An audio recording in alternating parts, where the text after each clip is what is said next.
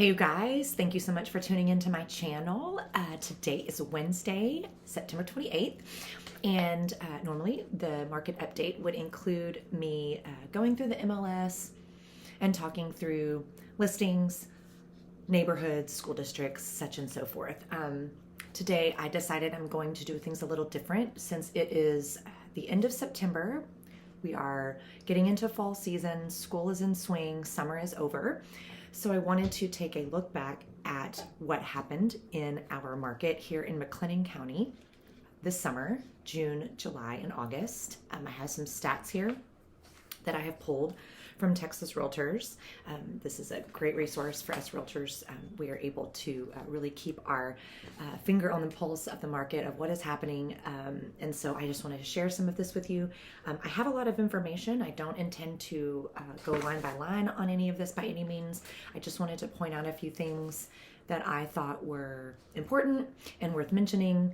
If you are looking to make moves into Waco, out of Waco, move across Waco, change school districts, whatever the case may be, or if you are just curious as to what the market did this summer. So I just want to share some of that with you. So I'm going to start with McLennan County and just go over some quick stats. And then when I'm finished with McLennan County, I want to discuss a couple of our two school districts, Midway and Waco.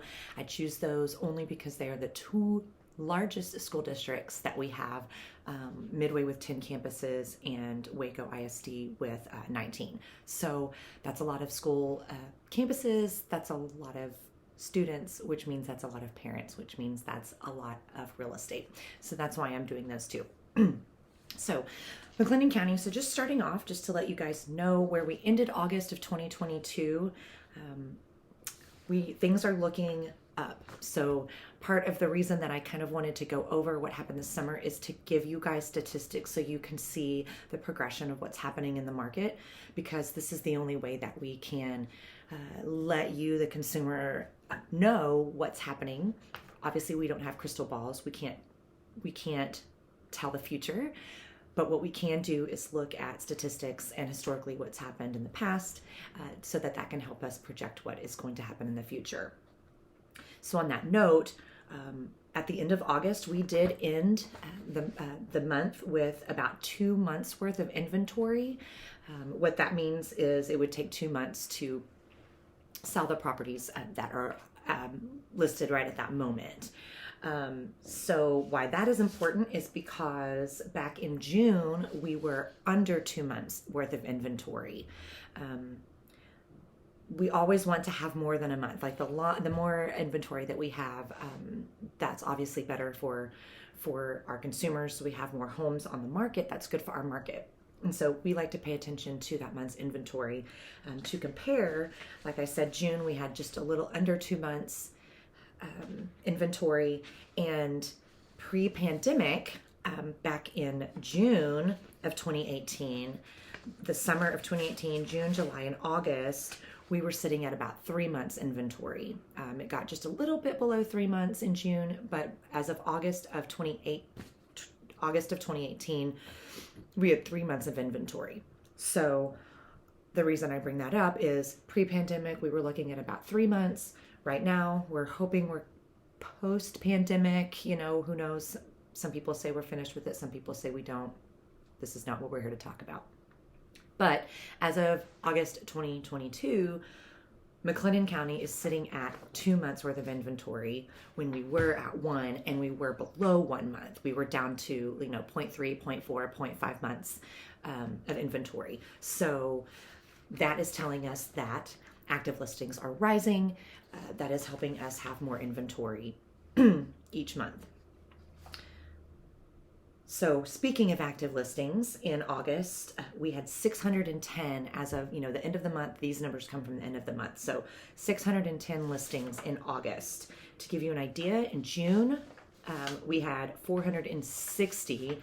In July, we had about 516. So you're seeing that increase. So in June, we had 400. In July, we had 500. In August, we had 600. So we are slowly progressing, and you can see that we have more listings coming on the market. To compare pre-pandemic back to the summer of 2018, In June of 2018, 619 listings. What did I say June was here? Well, I said August was 610. So June of 2020 is 460. Back in June of 2018, we had 620. Then in July, it was up over 700. And then August, it stayed around that 700. So in August of 2018, pre-pandemic, we were sitting around 700 listings in McLennan County at the end of the summer. So again, 700, we're sitting at 600. You can see we're getting closer back to those pre-pandemic numbers. So the numbers don't lie. That's what's happening. Let me see. So those were the two things that I wanted to touch on specifically for McLennan County. I'm going to move on to Midway Independent and Waco Independent School Districts. I'm kind of going to cover sort of the same things, but also I wanted to talk about, in addition to months of inventory and active listings in the school district, I also wanted to talk about median price. McLennan County's median price, just to go back really quick, just since I didn't mention it, actually I should have. One of the things that I thought was really interesting about this 2022 median prices, we're kind of sitting at that high 280s, really close to 300 as a median price for McLennan County. When I looked at June pre-pandemic in McLennan County, our median price for homes in McLennan County was under $200,000. In June of 2018, our median price was $188,875, and it went up to $196, and then it landed in August at $178. So wow, what a huge difference in median price in McLennan County pre-pandemic, and now we're getting like it's gone up $100,000. Since pre-pandemic. So that's crazy. So I just thought that was worth mentioning. Okay, back to my school districts. So let's start with Midway. That's my alma mater. So we'll just start with that just because. So months of inventory through the summer has kind of all sat a little below 2, 1.5 months, 1.3, 1.6 months of inventory in Midway, which is pretty consistent also with Waco ISD, a little less than 2 months worth of inventory in those school districts through the summer of 2022.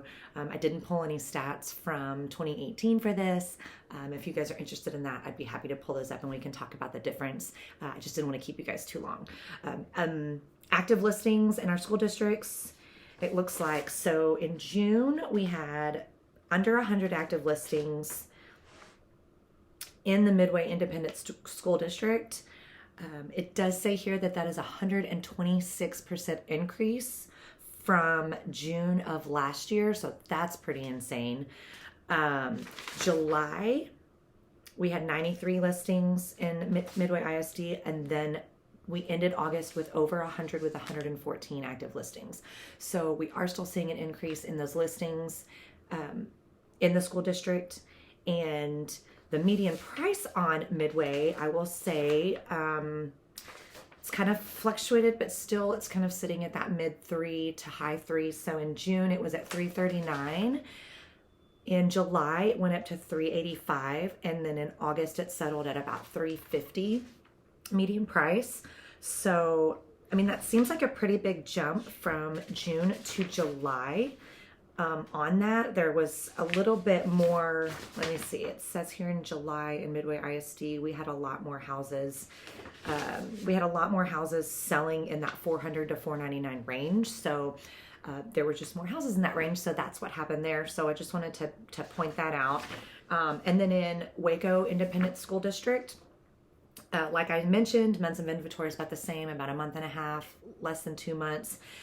Active listings in the Waco ISD, these are always higher. We always seem to have more houses in the Waco Independent School District. The school district is larger. Like I said, there are 19 campuses versus the 10 in Midway. So Midway is our second largest school district. So it's obvious that these homes in the Waco Independent School District area, we would have more active listings. But in June, we had about 160. And in August, we had almost 190. So again, an increase in listings. That month's inventory just a little under 2. And I will point out that the median price in your Waco ISD is a little bit lower than Midway ISD. Your median in June was 205, and right now it's sitting at about 215,000 for your median price in Waco Independent School District. So I hope that you got some value out of this information. I hope that this was helpful to you if you are looking to move into one of these school districts, if you just live here and you're just curious what's going on, whatever your situation may be. I hope that this information was valuable to you. If you have any questions about any of it, I would encourage you to reach out to me. You can reach me on my cell, 254-366-6500. You can email me at dawnk@dawnsellswaco.com. You can reach out to me on any social media. I'm on Facebook, Instagram. I'm on both. So please feel free to reach out. You can also comment below. And if you like what you see and you would like to hear more, please subscribe to my channel, tell your friends, and I'll see you next time. Thanks so much.